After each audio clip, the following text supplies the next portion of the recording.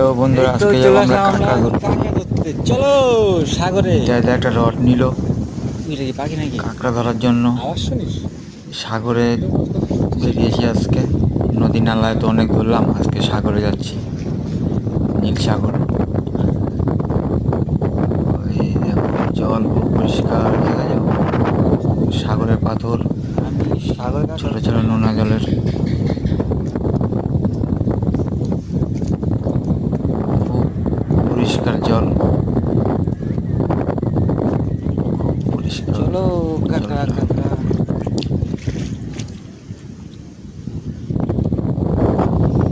এখন ওইদিকে যাবো আমরা সব।